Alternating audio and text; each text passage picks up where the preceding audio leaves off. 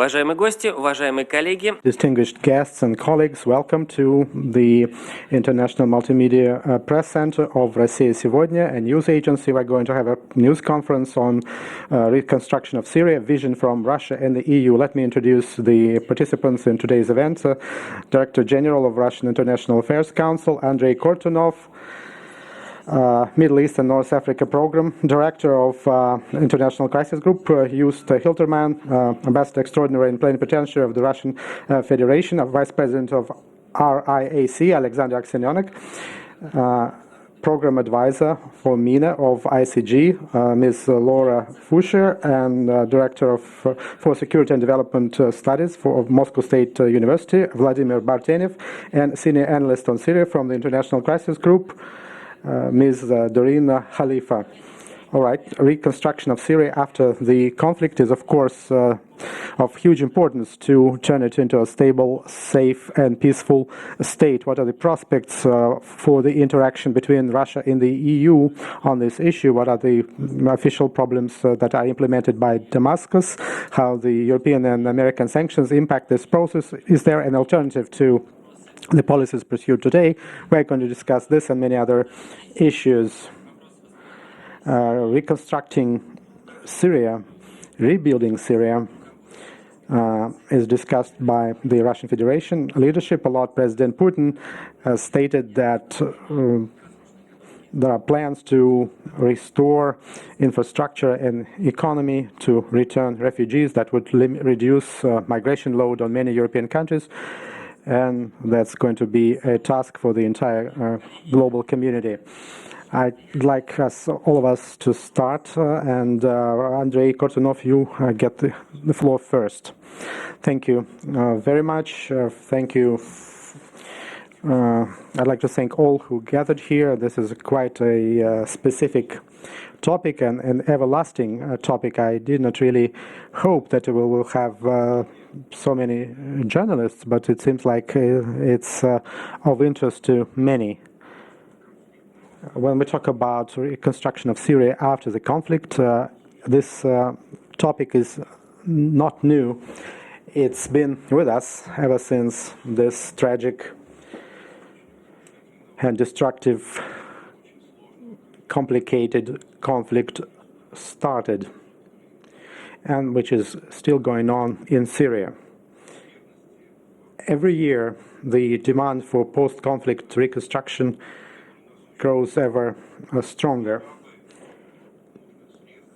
The amount of money and investment and aid that they need is growing, and every year they raise this issue: when will this reconstruction start? And this is delayed again and again, and it's like reaching the line of the horizon, which moves further away from us as we are getting closer to it. And this is really a tragic course of events.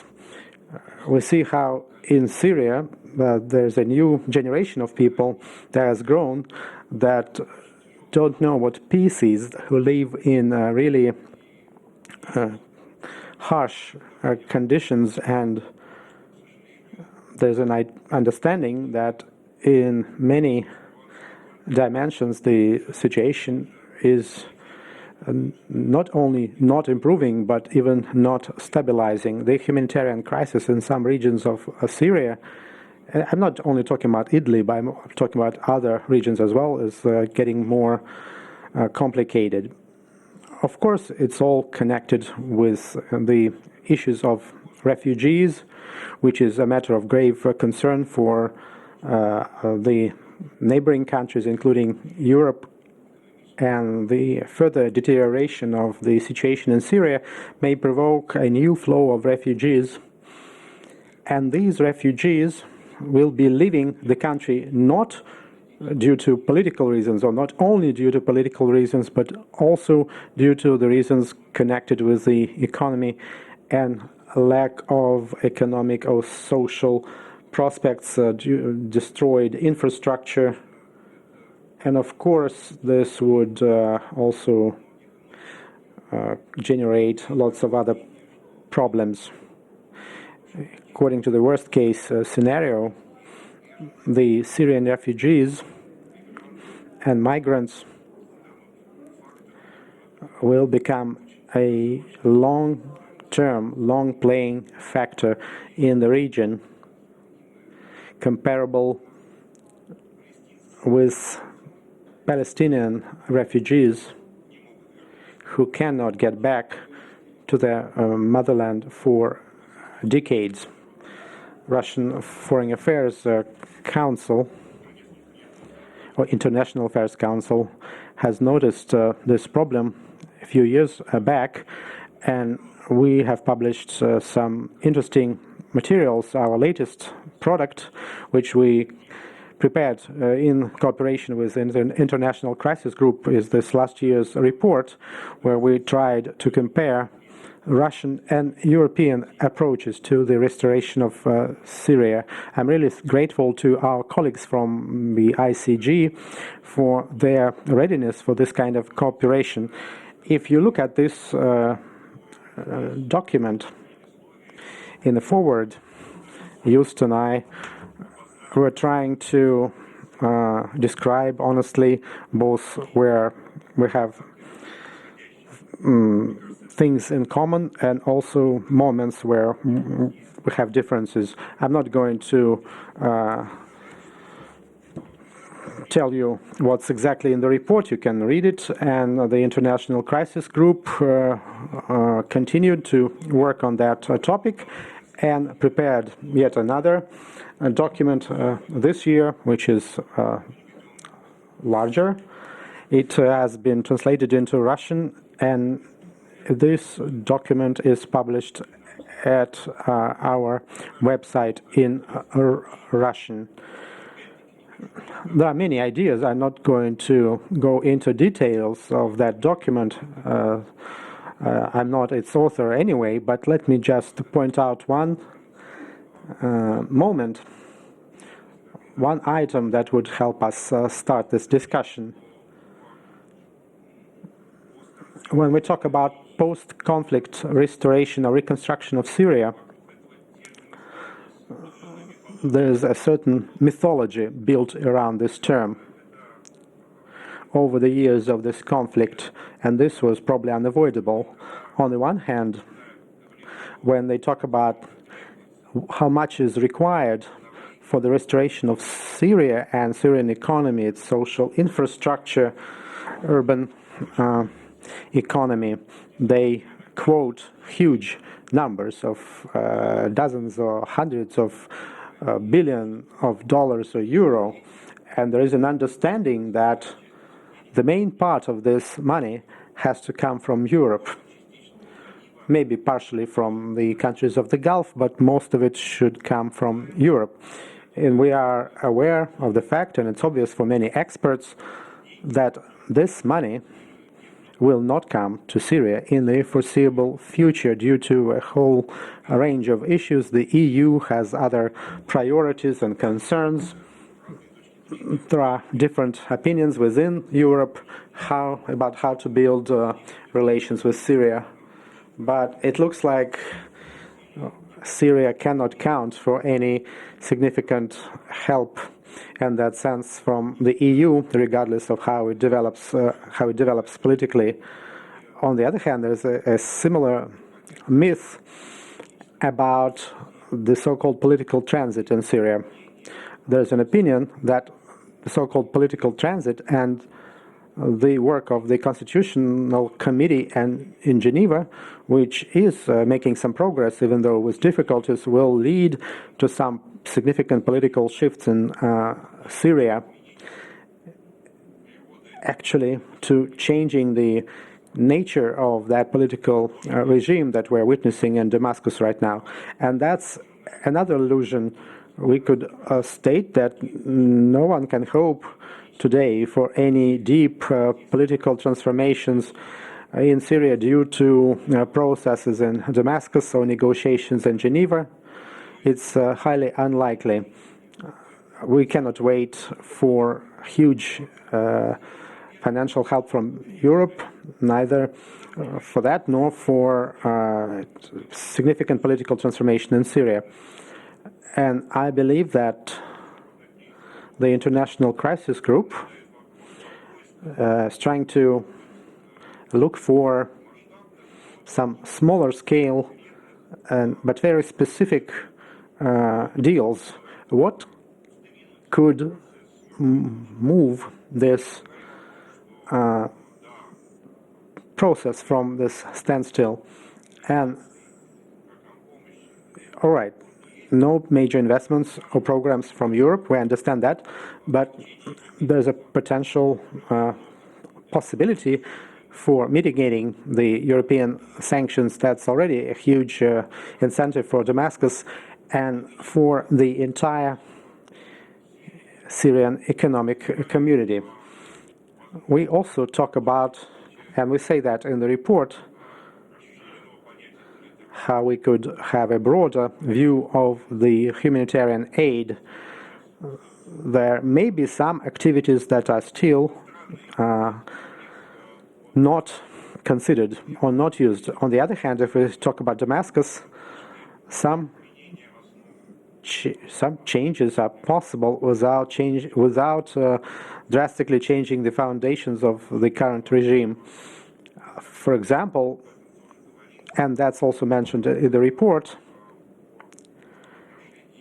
it's about how we treat refugees, or those who are detained by the security forces, about people who disappeared without any records or documents. That is another foundation for interaction between Syria and Europe. Of course, the position of the US is another complication. Unfortunately, it can only become stricter. My latest contacts with the US diplomats indicate that they erroneously, in my opinion, think that maximum pressure tactics works in the case of Iran, and it might work with Syria. That's why the American administration is not only unable to think about mitigating the sanctions, but will be using extraterritorial secondary sanctions to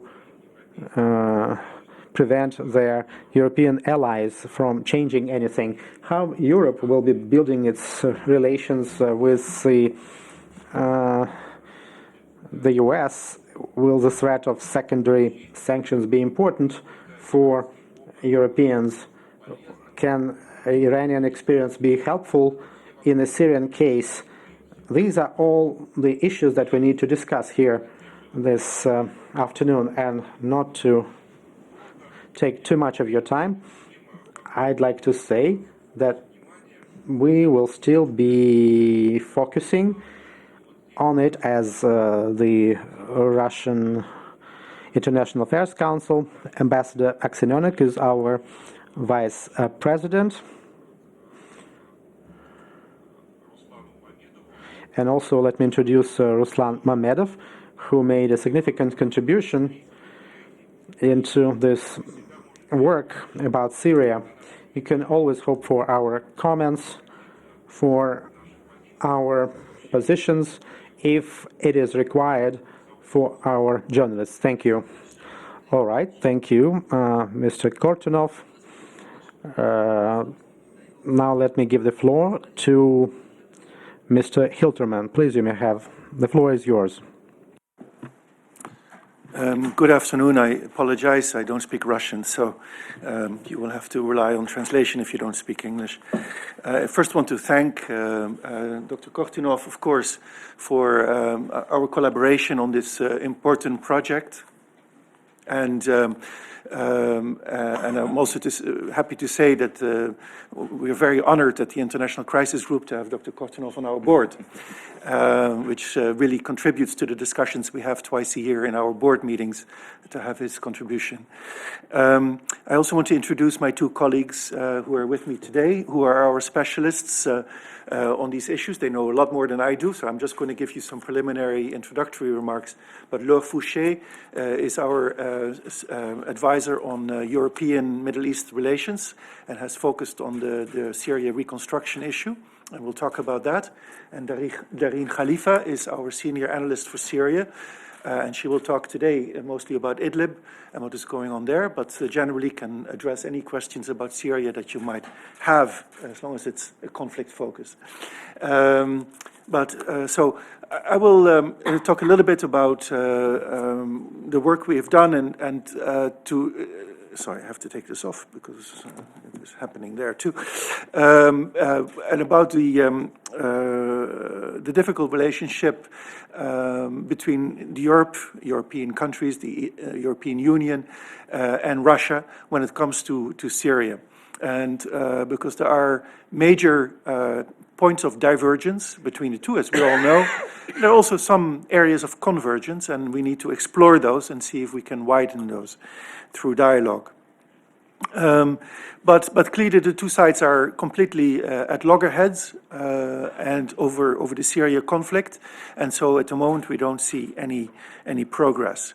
The main divergence is probably that while it's clear that the war is coming to an end, and there's still heavy fighting going on today in Idlib, but by and large it is coming to an end, that Russia is keen for the European governments to start talking to Damascus as a way to shape the behavior of Damascus as we move to the post-war stage, and that the Europeans are refusing to talk to Damascus because it would legitimize a regime that has been extremely bloody, that continues to imprison and torture Syrian citizens, and whose behavior gave rise to the conflict in the first place, and it has not resolved any of the issues that gave rise to the conflict. And so to engage with that regime from the European perspective is to deepen the problem, not to resolve it.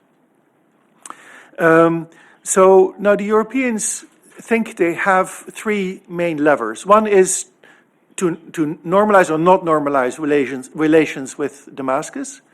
Secondly, to provide or not provide reconstruction funds. Dr. Kortunov has already said that Europe would be the main source of funding available for reconstruction in Syria. And thirdly, because Europe and the United States have imposed sanctions on Syria, one point of leverage would be to remove those sanctions or to increase them. So this is the points of leverage that Europe has. The leverage what it would ask in exchange for lifting the sanctions or providing reconstruction funds or talking to Damascus, what it wants is implementation of United Nations Security Council Resolution 2254 of 2016 and additional political steps such as release of political prisoners, an end to torture, access to housing rights for Syrians who have been deprived of it, and the safe return of refugees, meaning certain security reforms that would allow Syrians to return from Lebanon, for example, and not to be thrown in prison. Now, the regime seems not to be interested in carrying out any kind of reforms at this point, and the reason is simple. It thinks that it has already secured its interests in Syria. It doesn't need Europe. Yes, it would like to have reconstruction funds, and my colleague Laure Fouché will go into detail about it. At the same time, bottom line, it doesn't need the reconstruction funds. It doesn't need reconstruction. It thinks it maybe can get some money from elsewhere, but that is not its top priority. It certainly will not take reconstruction funds from Europe if there are conditions attached. And the conditions, of course, are these reform steps that I mentioned under UN Security Council resolution. And so we find ourselves in a stalemate. And as a result of the stalemate, the suffering of ordinary citizens in Syria, whether it be in government-controlled areas or rebel-held areas, the suffering is increasing. The basic infrastructure is weak, is very fragile after 9 years of war, and could collapse completely. And this, of course, is of no benefit to anyone, but certainly not to Syrians. And we, as a conflict prevention organization, we don't get into the fight between the Europeans and the Russians, but we do care about what happens to the lives of ordinary citizens in Syria. So we're looking for political ways out. And we can talk about increasing humanitarian aid, but in the end, that is not sufficient. So what is the political way out? The path is unclear at the moment, and this is very disturbing, but it is a reality, and we have to deal with it. But we look also towards what can be done between Europe and Russia. From the Russian perspective, the way we understand it is that Russia would like refugees to go back to Syria in order to help rebuild it. It's very important because we have several million people outside Syria, and we have another several million inside Syria, but not in government-held territories. Ideally, they would return to go back to their original homes or original home areas, because many areas are destroyed, of course. But the problem has been that the regime has not been able and not willing maybe to guarantee the safety of these people to go back. And Russia has said, well, we can provide some guarantees as well through the deployment of military police and other measures, pressure on the Damascus government. But so far what we have seen is that this does not work. Ideally, it would work, but it doesn't work. And if you look at southern Syria, which came back under regime control a year and a half ago, and Russian military police was deployed there, the situation is not good. People who have returned, in many cases, have been detained and disappeared in the prison system in Syria. So, and maybe it's a matter of that there is insufficient Russian military police deployed, or maybe it's a matter that the Russian military police cannot handle this or is not willing to handle it because it requires a political leverage against Damascus and it's not prepared to exercise it. We don't know. In any case, it is insufficient. So the example of the South doesn't bode well for the overall return of refugees. And of course, the most pressing place for refugees right now is not Germany. I think Germany refugees are not going to return, even if the situation improves somewhat in Syria. The real problem is Lebanon. Now, the offensive in Idlib, and my colleague Darine Khalifa will speak about it in more detail, is complicating matters today. Because of the ongoing violence, the ongoing war, it's a very destructive offensive that is taking place by Russian military forces and regime forces. Clearly, that is going to delay any solution for the rest of Syria. But not only is it causing a delay, it is also making it more difficult for the Europeans to come to some kind of agreement. Because they say, well, in fact, the situation is not coming to a political solution. There's a military solution, which we don't support, and so we cannot move forward. Bottom line, stalemate. There has to be a political way forward. Right now, this looks very difficult with the Idlib offensive. Beyond that, maybe. In the meantime, all we can do is to start discussions, maybe a track 2 level. You know, we as non-governmental organizations, we are talking to each other, but we can maybe put it on a different footing to start laying the groundwork in the future for a more of a convergence between what are now very divergent positions. So that is our objective, but we realize that the challenge is still very difficult to overcome. So I leave it at that. Thank you very much. Благодарю вас. Thank you, Mr. Hilterman. Now the floor goes to Ambassador Aksenionok.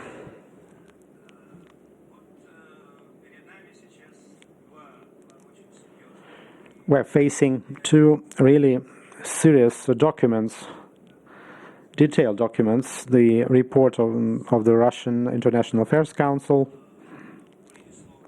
with a foreword by Director General of this council, Andrei Kortunov, and Mr. Hilterman, President of the IECG, and also we have the report prepared by the International Crisis Group. I think it's quite objective. It really reflects the position of Russia and the position of the EU and individual EU member countries. And also in this document, there's an obvious intention to look for convergence points or some even more or less specific proposals regarding that.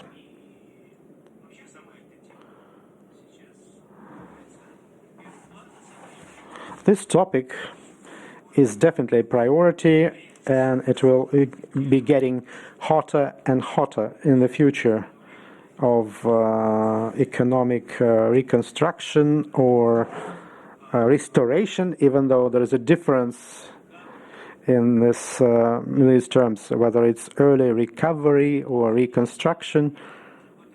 Nevertheless, we can still be looking for some convergence points.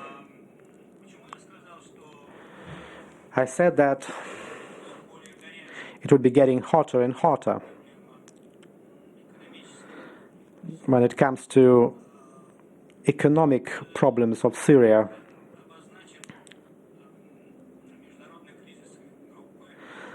This new report of the ICG talks about a conundrum: Europe or Syrian reconstruction.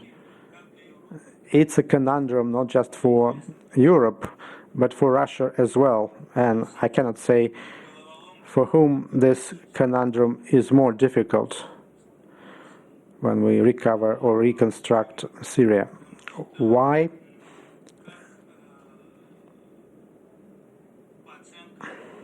If we look at the assessment of Syrians who are close to official circles, the economic situation in Syria is getting from bad to worse. Is going from bad to worse. And especially lately,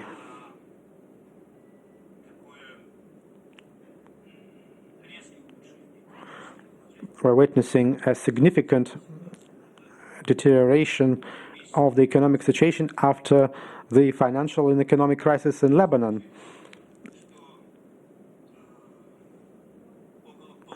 About half of financial deposits in Lebanese banks belong to the Syrian businessmen or the Syrian government. And Lebanon made the terms and conditions of using those deposits much stricter, which is a huge problem now for to get financing for the Syrian import. The situation is getting worse because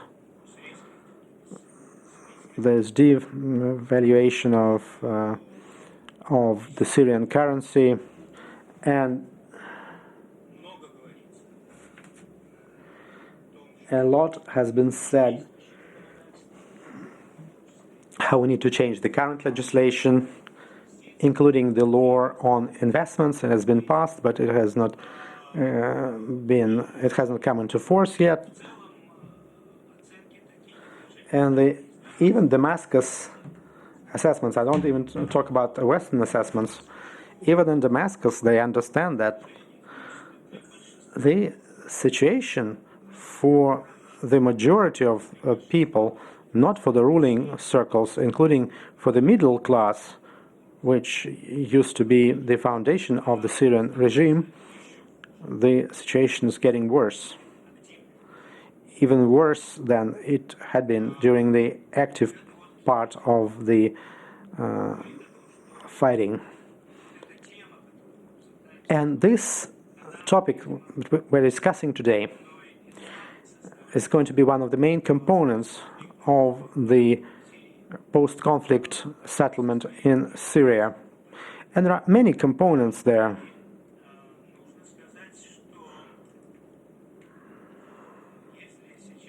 If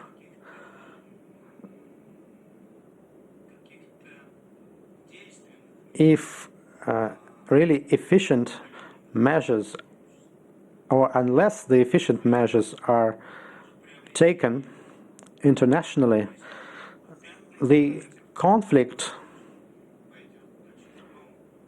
may enter another circle or spiral of conflict with restoration of terrorism and ISIS that has its dormant cells all over Syria, or other Islamist radicals who are close to Al-Qaeda. Yes, it is still possible to try to find convergency between Europe and Russia. Let me tell you a few words about the Russian approach. In 2018, Russia was quite active about that, even more so than Syria itself.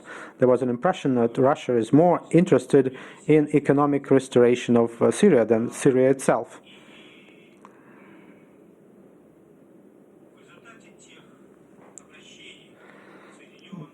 It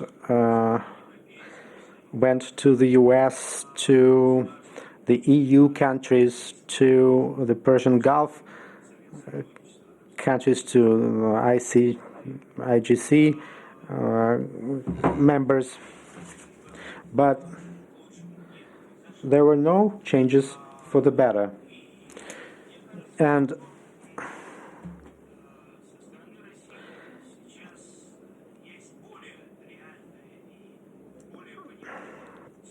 now Russia understands better the complication about this problem.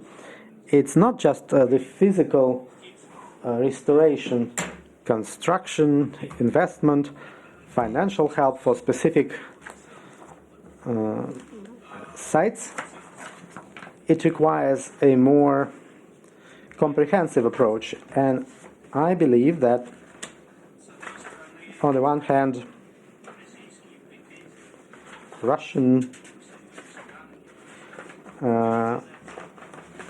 claims against the EU are justified for making this issue too political. Of course, on the other hand, you cannot reconstruct any economy if you separate it from the political process, including following the implementation of Resolution 2254, where there is significant delay. Return of the refugees, even though the Syrian government creates safe environment and guarantees, and sort of indemnifies these refugees from conscription or against detention. Will this return be practically possible? Remember the fate of Bosnian or Croatian refugees after the civil war in Yugoslavia. Most of them, more than half of them, stayed in Europe, and the longer the conflict lasts, the better the chances that they will stay in Europe forever and refuse to return. And they will be just assimilated in the European society.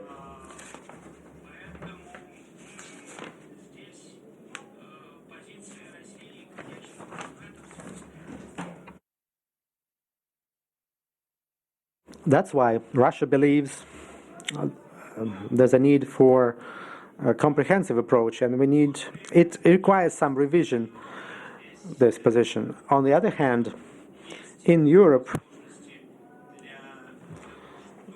there is room for trying to somehow update strict European approaches. I noticed this statement from Mogherini and there's a reference to that in the ICG report.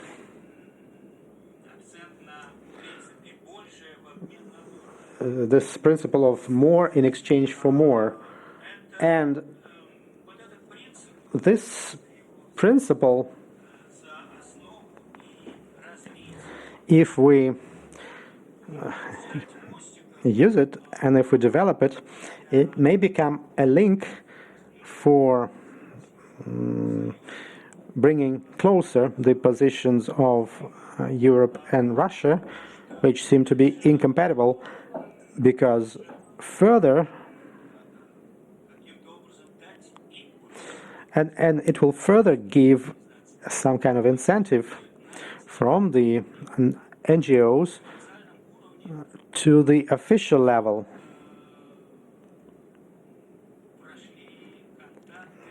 So that some official contacts could be started to discuss those issues, how far the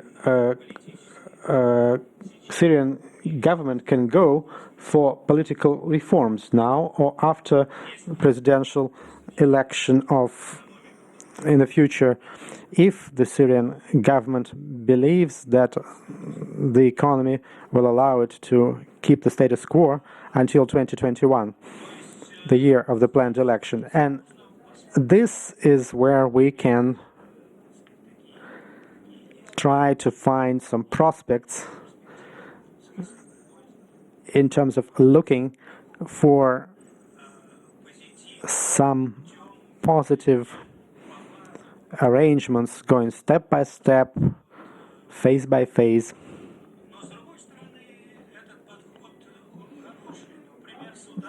It works. Sometimes this approach works, sometimes it doesn't. Look at the example of Sudan. It took 6 or 7 years to lift the sanctions after the regime was changed. Thank you for your attention. Thank you, Ambassador Aksenionok. Now let me give the floor to Ms. Fouché.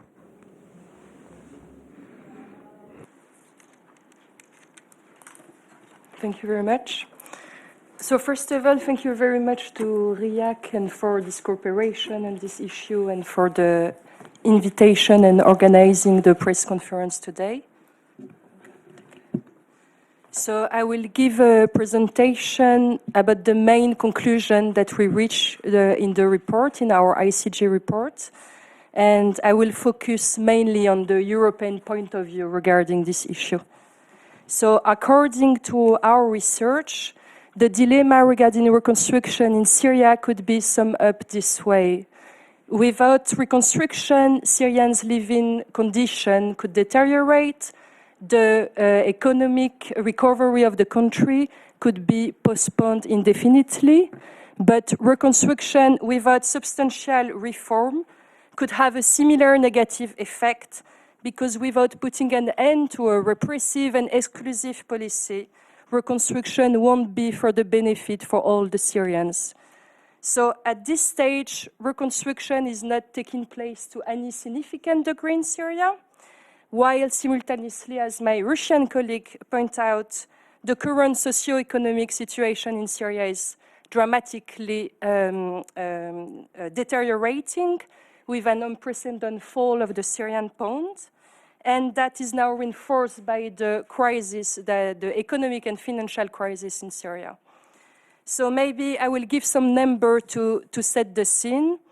And we need to keep in mind that the number I'm going to give are not integrating the current amount of destruction and the current amount of displacement provoked by the offensive of these last months in Idlib. So today, around 50% of housing stock, educational, healthcare, and water facility are damaged or totally destroyed. According to OCHA, we have an estimated 11.7 million people inside all of Syria, which is still in need of humanitarian assistance. And with the current crisis, that might increase. Half of the population remains displaced, including more than 6.5 million refugees. And according to our research, these refugees, the vast majority of the refugees won't come back unless security reforms, and that no matter how much infrastructure are being rebuilt, indeed, rehabilitation of services becomes a decisive factor for refugee return only if some security reforms are implemented, and this is not the other way around. Finally, after almost 9 years of war, the country suffers from an immense loss of human resources, and this is a really important factor to keep in mind, because with this loss of human resources, it will definitely limit the positive impact of a simple focus on rebuilding the country. Indeed, for example, with the drop by half of nurse and physician since 2011 in Syria, how many hospitals you rebuild, the access to healthcare will remain limited without doctors. So those reconstruction have chances to happen in the next future. For now, unfortunately, the chances are almost close to zero. First of all, as we mentioned before, Damascus is facing an immense, huge crisis, economic and financial crisis. The conflict has caused regular economic activity to collapse. The GDP has fallen by nearly 2/3 over the years. However, as my colleague Jos pointed out before, this is not only because of the regime lack of financial capacity that reconstruction is not taking place in Syria today. This is as well because the regime does not see reconstruction as a pressing priority, as an immediate priority. How so? According to our interviews with advisors close to the regime, this is because the regime is living on the assumption that its interests are secured, whatever this is right or wrong, and as well because the regime does not intend to allow the West to use reconstruction funding as a way to weaken its political grip, as it sees it. Therefore, despite the financial and economic difficulties of the regime today, the regime is not willing to offer any concession and to pay any significant political price for reconstruction money, as our research is indicating. I'm going to focus now on the European side. Europeans made clear, although, that any funding for reconstruction would be conditioned, and here I will quote, on a comprehensive, genuine, and inclusive political transition firmly underway, negotiated by the Syrian parties in the conflict on the basis of UN Security Council Resolution 2254 and the 2012 Geneva Communiqué. According to our research, the crisis group research, European position on reconstruction is based mainly on two assumptions. First, Europe considers that investing in reconstruction without substantial political reforms will be a wasteful investment. Why? Because in its view, assistance aims to create conditions that mitigate or prevent the recurrence of violence and that address the grievance that sparked the conflict in the first place.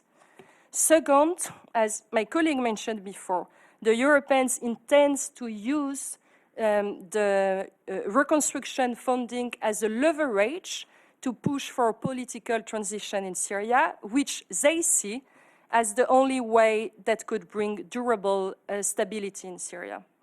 Of course, behind this common position, you have a lot of dissensions, such as the diplomatic stance or diplomatic relationship to have with Damascus, or even regarding what reconstruction means in terms of project. But despite this dissension, the European policy toward reconstruction will most certainly hold. And first and foremost, because of the EU sanction policy on Syria, which hampers any of the member states to invest massively in Syria unless for humanitarian reasons. So where does this mismatch of expectation among the actors leave us? So unfortunately for now, it leaves us to a total stalemate, in front of a total stalemate, if not a certain deterioration of the situation in Syria, in which the Syrian population is the main victim. In order to move forward, as we try to offer in our report, can we, instead of coming up with a miracle solution which does not exist, can we identify intermediate steps to the benefit of all the Syrians? So in our report, we have offered 2 ways forward that I will just mention, but we can come back into details with the question. The first is an increase of aid from the European side with small-scale rehabilitation of essential public services on the condition of no regime interference. And the second way forward that we offered is an incremental approach, which will be based on positive incentives provided from the Europeans in exchange for the regime with Russian support, implementing steps from the resolution 2254, or taking concrete steps on essential issues like issues related to security or to refugee and IDP's rights. Unfortunately, these steps that we have identified are extremely uncertain to come true.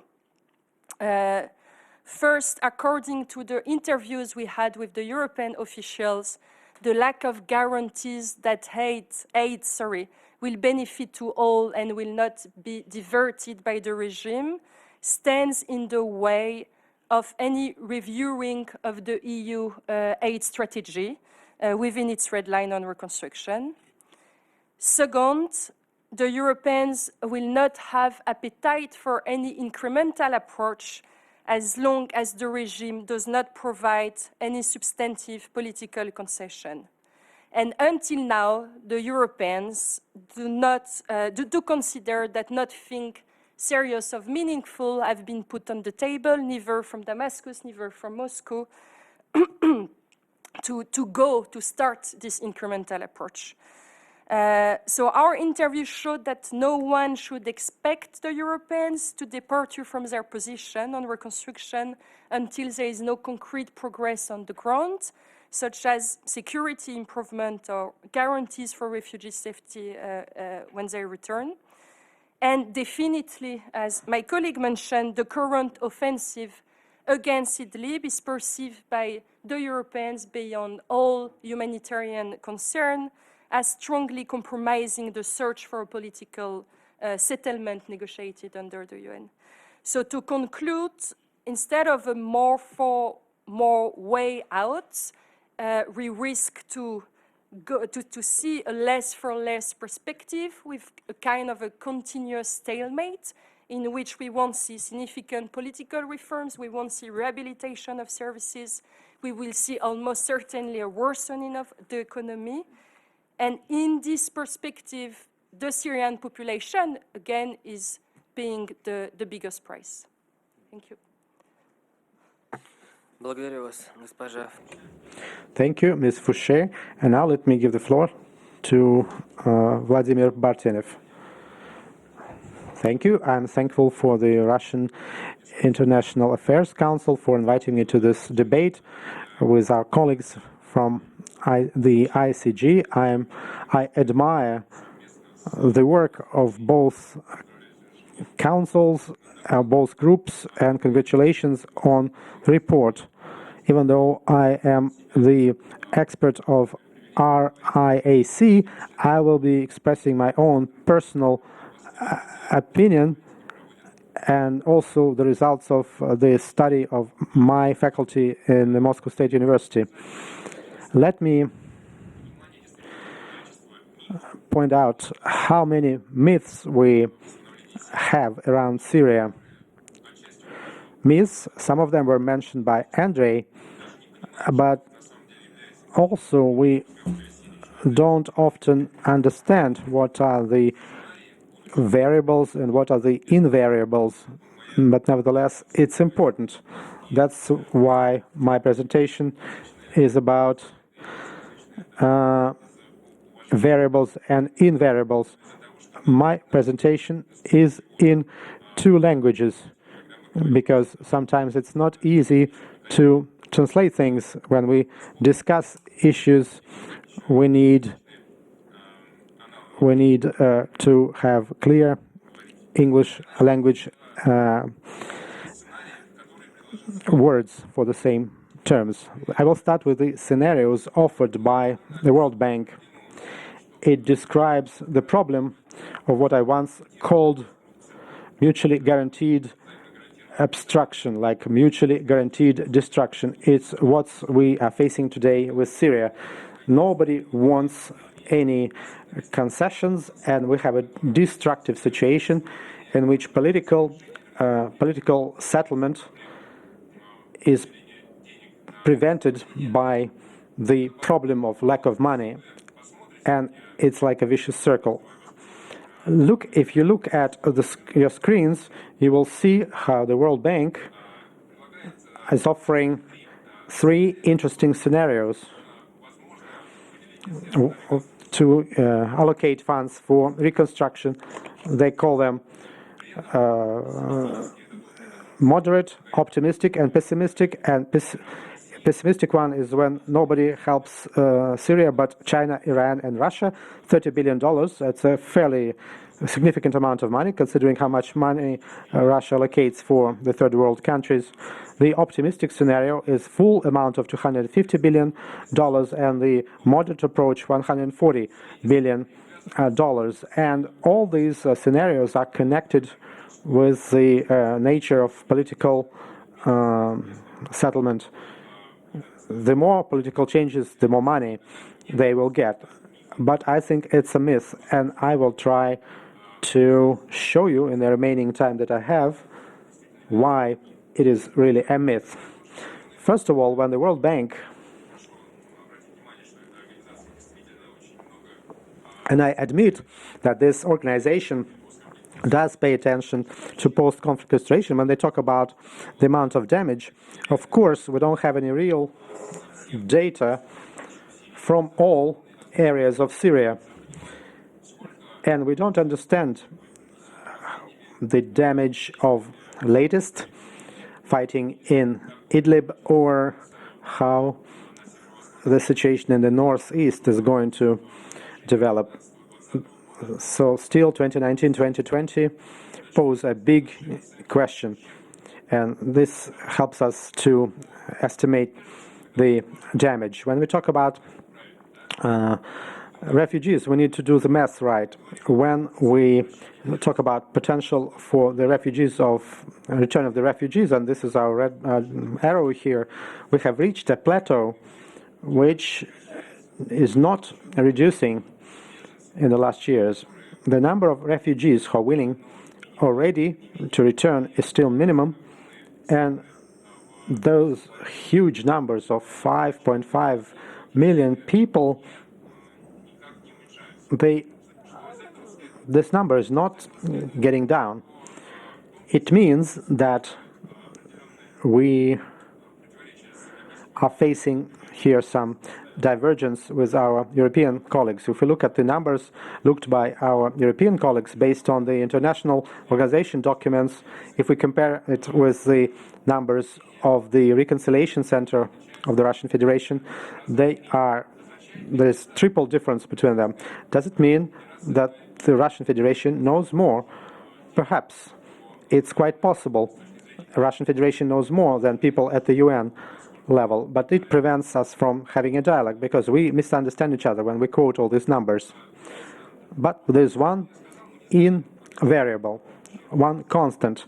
We may not know the total amount of damage. We don't know how many people want to return, but what we do know is that economic situation in Syria has deteriorated, and for sure there are no domestic resources for reconstruction. Here's how the revenues of the budget dropped in recent years, and how the Assad government is able to spend on reconstruction is only 2.5% of their budget, 2.5% of the total budget. And when we talk about $100 million, and the real number needed is 250 billion, we understand that this money will never be enough to do all that. But most importantly, okay, everyone understands that Syria does not have these resources, but does the global community have this money? Can we even talk about any deals like Donald Trump does when we say that the European Union is willing to allocate some funds in exchange for political measures? How much money are we talking about? If we look at the latest data, we will see that the requests of international organizations about funding are underfunded, underfinanced for Syria, for the neighboring countries where refugees stay. It lacks 1/3 of the required financing, and it is underfinanced globally. There's no money in the world, there's no free money in the world that the countries would have. The amounts of money allocated for assistance has been reducing year to year. It's a different paradigm. They talk about private sector investment, non-government flows from countries. If we recall that, we will understand that even for the humanitarian aid, it's also a lack of financing. This gap is increasing, this funding gap is increasing significantly. If we look at Syria specifically, we will understand that Syria is not alone here. There are many other areas in the world where Western countries have certain strategic interests, and they will not abandon those other areas to all of a sudden help only Syria. If other countries are underfinanced by half, why do we think that everyone will all of a sudden be helping Syria with billions of dollars? But the worst thing is that there's no free money for investments in the world. If we look at the latest data for 2018 and 2019, we will see how for the emerging economies of Asia, it was reduced by 6%. We don't mention other black swans here, like coronavirus and other things. Do we have this money for Syria? I'm almost finished. Just a few more points. At this moment, please understand how much money we're talking about. Currently, the global community allocates $10 billion for Syria. That's 5% of the entire global help. It's not 20 countries, it's 190 countries, and that's already a lot. And the share of Syria in global flows of humanitarian aid is 1/3. Does the global community have any chance to make it at least half? Of course not. There are many other challenges. And then how the money is redistributed among countries. Which country do you think formally, technically, gives more help than any other country to Syria, according to the OECD? It's Turkey. It's Turkey, 80% of help. Do you think Turkey is willing to interpret the restoration of Syria in the same way as Europe? Going back to these scenarios, and that's my final thought, I think we need to give new definitions to optimism or pessimism or moderate scenarios. We need to understand what's on the other side. There is no limitless purse of money in Europe or in the world where one can get billions of dollars for the restoration of Syria and would demand from Syria and Russia supporting it those political deals that ICG talks about. There's no money anyway. All right, thank you. And now let me give the floor to Dareen Khalifa. Now the floor is yours. Well, thank you so much, and thank you all for coming here today and for having us. It's a true pleasure to be here talking about a very important topic that, as my colleagues explained, touches on the heart of millions of Syrians now. I think we only have a few minutes left, so I'm going to try to be as brief as possible, and we can open it for questions, and I'm very happy to take any questions beyond reconstruction as well in Syria.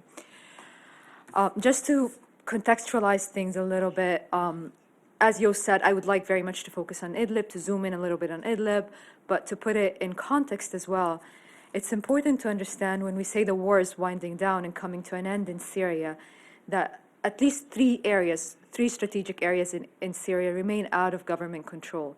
You have Idlib, that is very much in the news today. You have northeastern Syria, which sits on almost 80% of Syria's natural resources. And then you have the Turkish-controlled parts of Syria, including western Aleppo, Afrin, and now the area in northeastern Syria dubbed as Peace Spring after the Turkish military operation. We have half of Syria's population living out of areas controlled by the government, whether in Syria or in neighboring countries or in Europe. The stats that Laura gave are very alarming. Almost 45% of Syria's housing stock is damaged. That does not include Idlib in the current offensive and the outcome of the current offensive. You also have, on a political level and on a security level as well, you have very strong paramilitary forces operating out of regime control. So in northeastern Syria, you have a paramilitary force controlled by Kurdish forces of around 100,000 fighters. In northwestern Syria, you have, I think the estimates are around 30,000 militants affiliated to different shades of opposition groups, including ones close to Al-Qaeda or close to transnational jihadi movements. So the bigger picture seems very alarming. However, as my colleague said, we need to also redefine what optimism and pessimism means in Syria. So right before the most recent escalation in Idlib, there were serious talks all in Washington and in European capitals about a potential easing of sanctions in return for implementing the most important component of Security Council Resolution 2254, that is upholding a ceasefire, a nationwide ceasefire. If you look at Syria today, a nationwide ceasefire pretty much means a ceasefire in Idlib, halting an offensive on Idlib. I absolutely agree with my colleagues that for the very long time, Europe held on to the idea, to the mirage of the idea that they can use reconstruction money as leverage. They can use reconstruction money to alter regime behavior or perhaps even achieve regime change. I think Europe has moved away from that idea. They had moved away from that idea for a very long time now. It's very rare that you hear the term regime change in any European capital or even in Washington. You now hear more altering regime behavior, changing, achieving some fundamental steps that touch on the lives of Syrians. I think there's an increasing realization that the refugee problem now in Europe is caused partly because of the war, but a huge part of it is also because of the repressive and coercive nature of the security apparatus in Damascus. So that has been the fundamental focus. Moscow, rightfully so, has been telling European countries that you need to be realistic, that reconstruction money is not going to achieve what the war hasn't been achieving. But recently, the Europeans are also telling Moscow that you need to be realistic. You don't expect anyone to bail out this regime if they're not going to get anything in return. And to be very blunt and be very pragmatic, what Europe wants in return is a ceasefire that would stop a new wave of refugees coming their way. I do think that is the imminent and more strategic priority for Europe today. And now, given the current offensive in Idlib, Idlib is a place that hosts around over 3 million Syrians. Just in the past month and a half, around 1 million Syrians have been displaced from their towns and villages and are mostly residing on the Turkish border. They're one step in and one step out. Turkey has made it very clear that they're not going to shoulder the burden of hosting more refugees. Turkey already has over 3 million refugees themselves. The political cost coming in from a new wave of Syrians coming to Turkey is something the current administration in Ankara is not willing to have. So there is increasing sense that this offensive is moving European countries away from the initial mindset they had towards Damascus, that is having a more pragmatic approach in the sense that if we can have more for more, as Laura said, or even more concessions from Damascus in return for less sanctions, for instance. That is something that now seems to be fading in light of the current offensive. I think also just to talk about Idlib a little bit more, we have, as ICG, written extensively on Idlib, and we've explained that there are no good options for Idlib at this point. We're exploring bad options and what is bad and what is worse. So we think, given the current situation, the offensive in Idlib is worse for all parties, Russia included. Today, if you look at Idlib today, there is a serious risk of not only a new wave of refugees, but there is a serious risk of scattered jihadis across Syria, weakening areas that are currently controlled by Damascus, attritioning the regime forces. As I said, more importantly, it really risks Russia's positioning in trying to negotiate with European countries, but also with the US, a potential easing of sanctions, something that is incredibly needed. I also very much agree that with what my colleague said, that Damascus does not prioritize reconstruction per se. They don't want Western reconstruction money that comes with conditions. However, what they do need and what they do want is easing of sanctions. Sanctions has hit every layer of a Syrian society, be it the regime or ordinary Syrians. That is something that they would like to pursue. And I do think the core and the more fundamental and pragmatic aspect of 2254 today that needs to be discussed is reaching an immediate ceasefire that basically focuses primarily on Idlib. There is mutual benefit. That is the point of convergence that needs to be the entry point in discussions between Moscow and European countries. It also needs to be an entry point in their talks with the US. And I will try, as I promise to be brief, so I'll end it here, but I'm very happy to take any questions in regards to Idlib or more broadly on Syria. Thank you. Благодарю вас, госпожа Халифа. Да, коллеги. All right, we seem to have questions. Here are our questions. Here we have a microphone.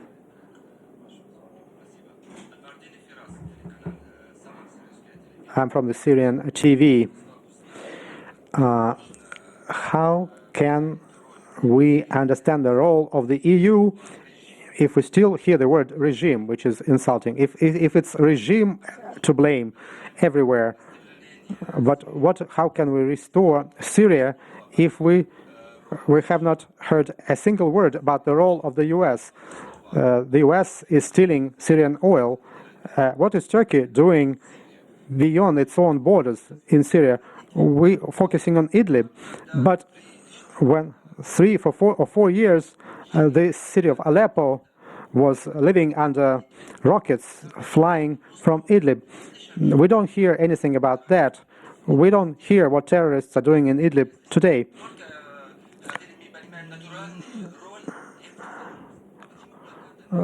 Why is there this economic blockade?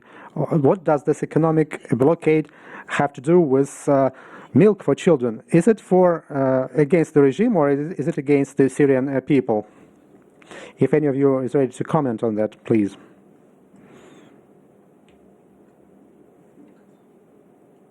Thank you for the question. Listen, this war has been going on for 9 years. It's been a brutal war. It's been brutal from both sides. The war started as an internal conflict between a government and its people, and it has evolved into a proxy war, a regional proxy war, and it's become globalized. It's about the worst possible situation for any country to find itself in. We've seen immense destruction, and we've seen atrocities committed by all sides in the conflict, and it's ongoing. We are a conflict prevention organization. We've been helpless. frankly, for the last 9 years in trying to find a solution to this. But we continue to search because the war is not over. So this is our objective, to find some middle ground, to find a political way forward. But the situation remains very deeply polarized. Even if and when the war comes to an end, I don't think the political war will come to an end, unfortunately. But that's what we face. The Syrian conflict has driven a deep wedge inside the international community. We see it at the level of the United Nations Security Council, completely divided on this issue. And that's not going to go away anytime soon. Спасибо. Госпожа Халифа, вы что-то хотели? Ms. Khalifa, did you want to add something? All right, next question. Second row. Second row in the front.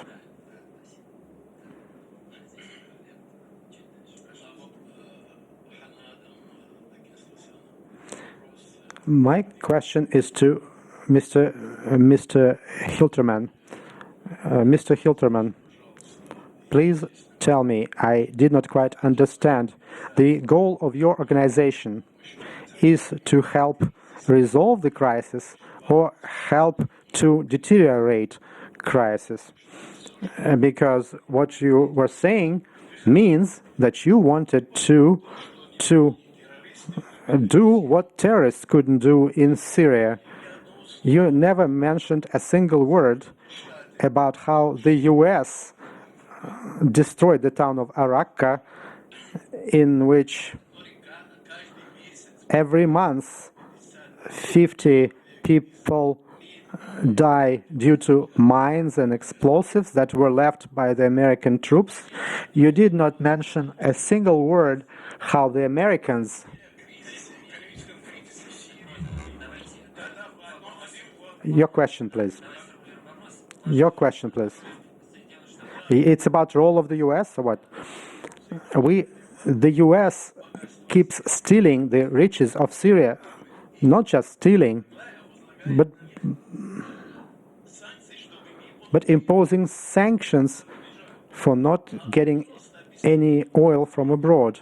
Please clarify these points that impact the economic situation in Syria. I think the question is about the role of the U.S. in the conflict.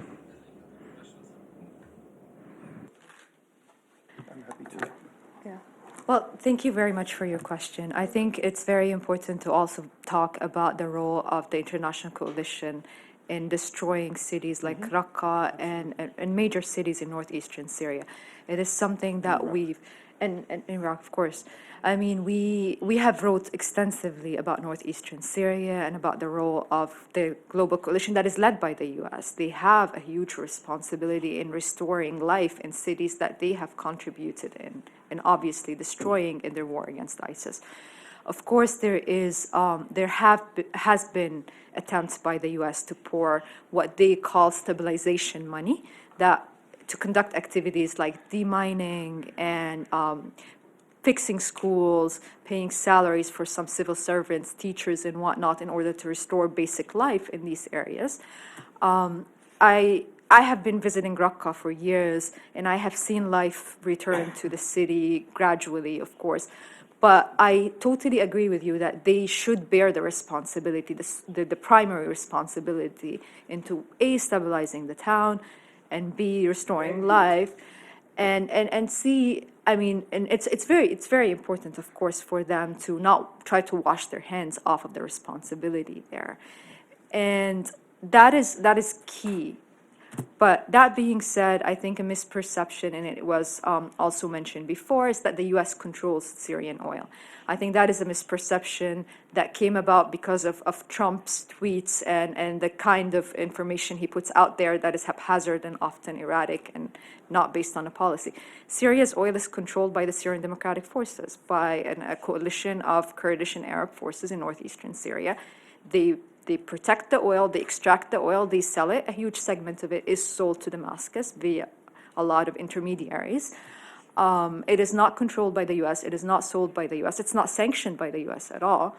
So that is a separate element from the broader sanctions that we have also discussed extensively in our report, be it sectorial sanctions or targeted sanctions, which is a very different story than Syria's oil. So in general, I do agree with you that there is a responsibility to be put on the US and then the international community in securing areas that were under ISIS, that they have taken the initiative in liberating, but they've also caused a lot of collateral damage and a lot of destruction in the process. So. Sorry. Yeah. Just to add, it's impossible in a short period of time to talk about everything. So I would recommend that you also look at our reports. And the only thing is I have to apologize that our reports are published in English and not in Russian in most cases. This report on reconstruction was translated into Russian, thanks to the Russian International Affairs Council. But in any case, we cover all of these issues. We're non-partisan. We're not pro-United States at all.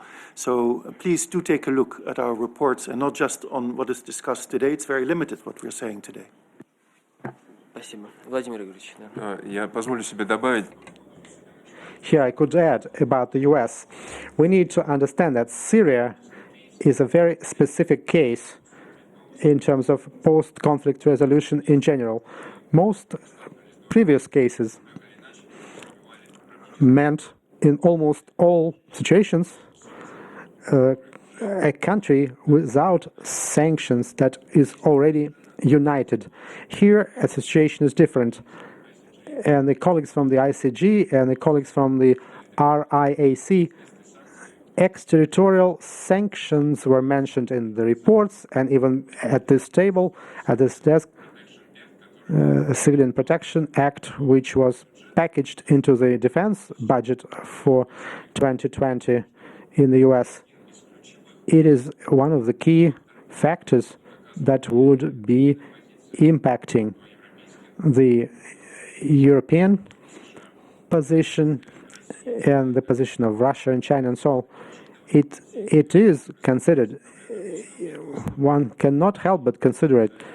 All experts consider the US factor, but nevertheless, since here we are discussing reports that talk about Europe and Russia, it's only logical that experts want to agree at least with each other between Europe and Russia before going into those deeper issues of the US position, because it's really harder to discuss it with the US 100 times.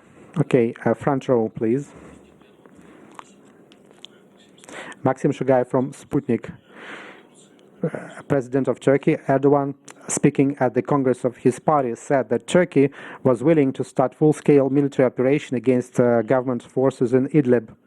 Can we say that the position of Turkey about Idlib and the support of anti-government groups is the main obstacle to forced settlement, to deal with the Idlib issue in any version, or are there other important obstacles to settling the situation in Idlib? I'd like to hear both Russian and European experts.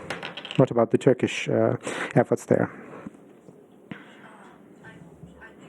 Sorry. I think there are two key obstacles that have been inherent in the Sochi Memorandum of Understanding between Turkey and Russia.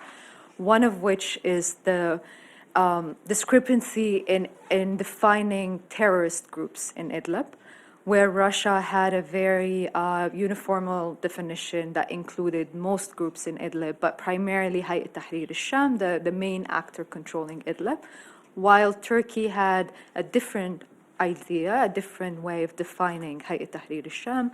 They basically looked at the group as, they think the group has kind of become pragmatic, moderated along the years, is no longer taking part in any transnational activities, does not constitute a threat per se, and have been abiding by ceasefires in Idlib. That has been a key diverging point between Moscow and Ankara in the ceasefire. But also in terms of that reflected on the implementation of the ceasefire. While Moscow expected Ankara to abide by going after the terrorist groups and separating them from rebels, in Moscow's perception, that meant that Ankara would go after Hayat Tahrir al-Sham, would deliver Hayat Tahrir al-Sham. Ankara, however, had a different interpretation. They thought as long as these groups don't constitute a threat to Russia's assets in Syria, primarily Hmaymim, then then they're all abiding by the ceasefire. That has been the key obstacle that has led to that every ceasefire brokered in Idlib has been broken. So as long as the two parties don't reach a mutual understanding on defining who's a terrorist group and who's not, and what is expected exactly from Turkey in terms of delivering these groups, I think this divergence is going to continue to be there. Позвольте только буквально 2 слова. Just a couple of more words about the Turkish position. I had a chance to discuss this issue with Deputy Foreign Minister of Turkey, Mr. Anal, in Munich. And I think the problem of Turkish position is the problem also of Russian position. And it is that the Turkish foreign ministry is using double standards. They say, yes, of course, the radical groups in Idlib have become stronger in Idlib for the last 1.5 years. But as they get stronger, they become more moderate and more responsible. And that's why you can deal with them. That's why if Assad stops his offensive, then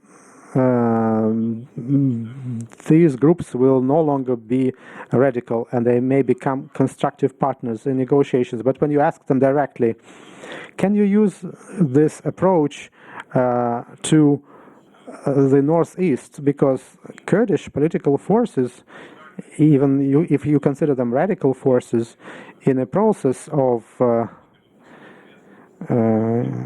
being responsible for particular regions, you can say that the Kurdish authorities get more mature. Maybe they are also potential parties in the negotiations and the legitimate representatives of the Kurdish people. And to that, the Kurdish party says, no, it's different. The Kurds are different. The Kurds will never be moderate. That's why you need to consider them as the continuation of Kurdish Workers' Party and fights them. And it's historically, I can understand this position of Turkey, and there are certain grounds for that. But this also causes the problem for Russia, because if we could arrange a certain deal, a certain bargain, it would ease our situation in Idlib. But unfortunately, we don't see this readiness from the Turkish side. Thank you. Okay, my colleague on the last row, center. Kommersant newspaper. Thank you very much for your presentations. Let me specify, in your report, you say that Syrians do not think that the Russian help is enough. And that's an interesting position on behalf of Syrians. Has anyone calculated how much money Russia spends in Syria? I don't mean the contracts that you mentioned in your report, but the humanitarian contributions to the UN program to reconstruct Syria and the direct help in rebuilding roads and demining through the Syrian military. Is there any specific money data about the money that Russia spends in Syria?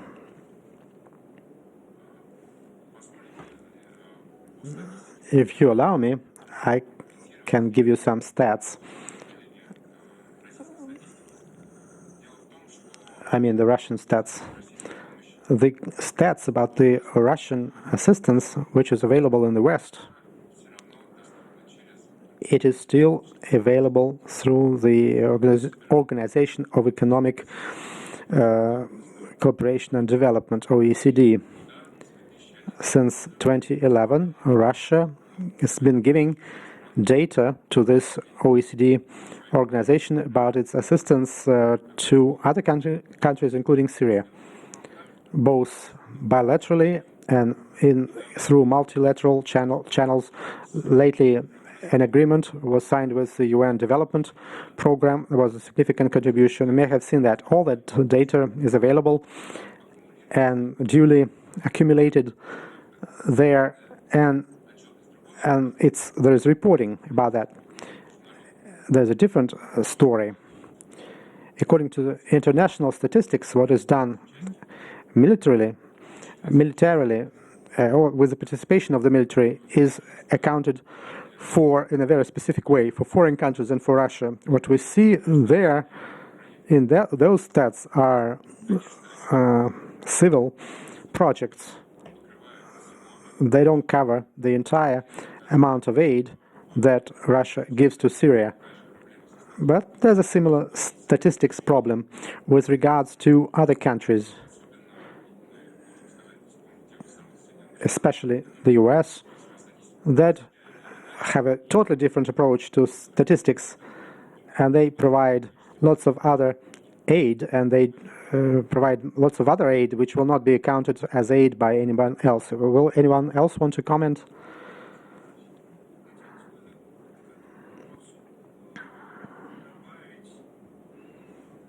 I could only add here that Russian humanitarian aid has two parts. There are specialized programs and organizations of the UN, like food aid. I don't remember exactly, but it has been published recently. I may be wrong here. If you want, you can find it about the UNDP program.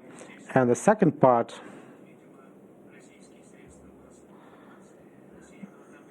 here Russia should be more open in that sense.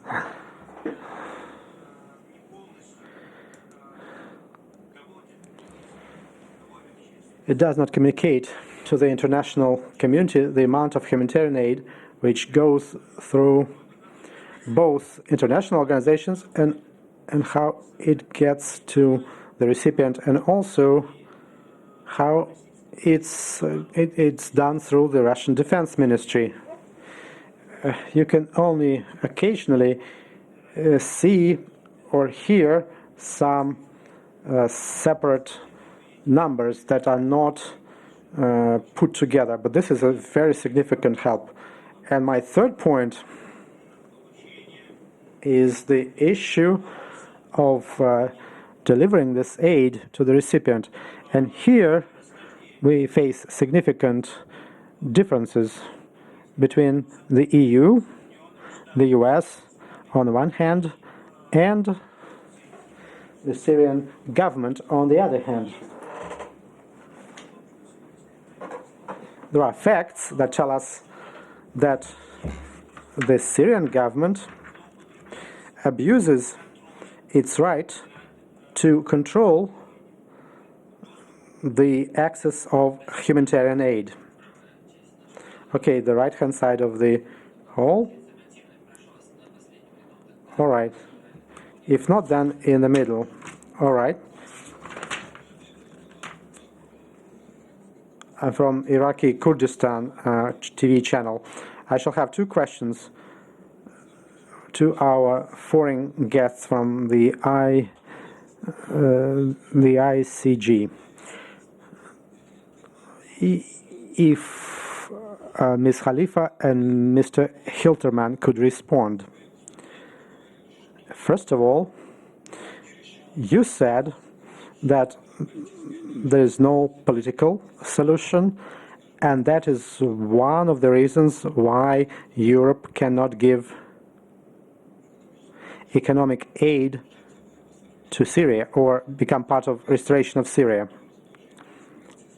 And there, it's one of the issues is constitutional process in Geneva, which is not mentioned now. And Ms. Khalifa also mentioned that 70% of natural resources of Syria are in the northeast, which is controlled by the Kurds. What is the position of the ICG about including the Kurds into this political process? Because you could probably speed it up. It could probably... I'm not talking about Geneva. I'm not talking about Astana. What's your attitude to the Kurdish role? And my second question, my colleague also asked it, what about Erdogan announcement that they were ready to start a full-scale offensive in Idlib? How will that announcement of Erdogan impact the entire process? Is there a chance that fighting will begin all over Syria again?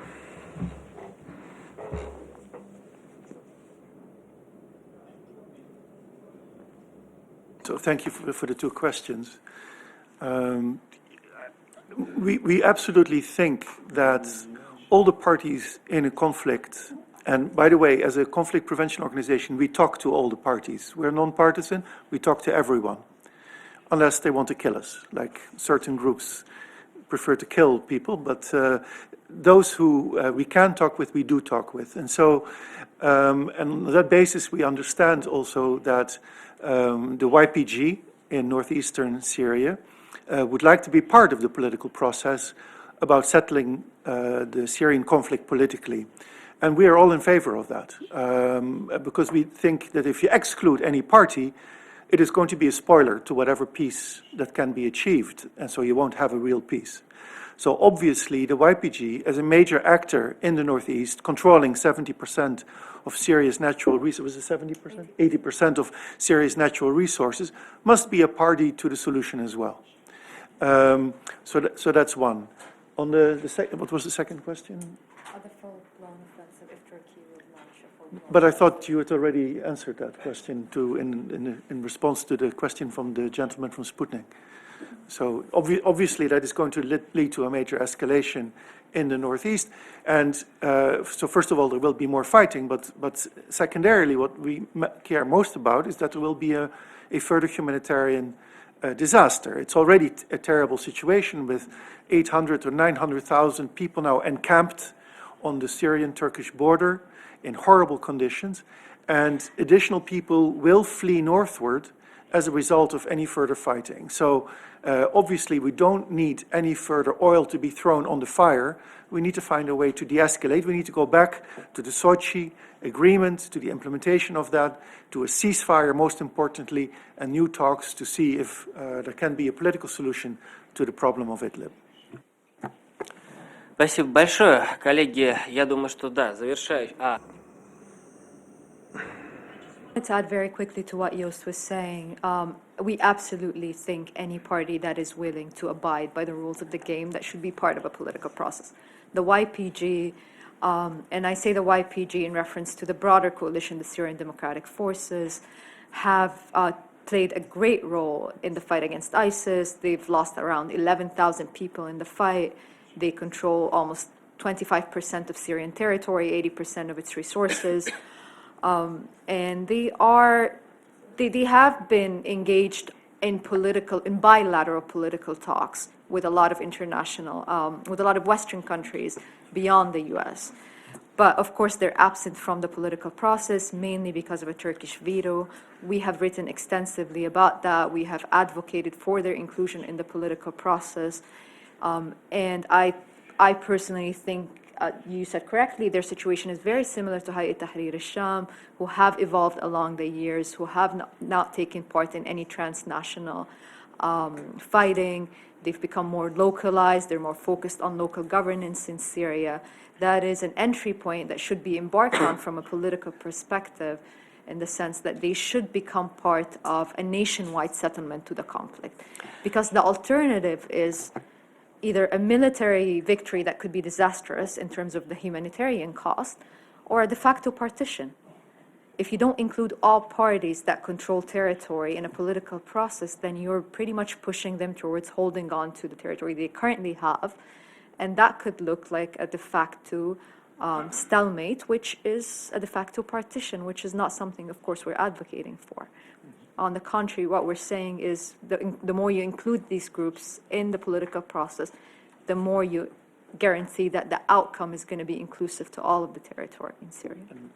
Спасибо большое. Мне остается лишь поблагодарить участников нашей сегодняшней... I can only thank all our participants for the opinions you expressed. We will continue monitoring the situation. Restoration of Syria as an important and critical issue. We'll continue monitoring it. Thank you for your interest. Unfortunately, we're out of time. And thank you and goodbye. Коллеги, я попрошу всех продолжить общение по теме, да,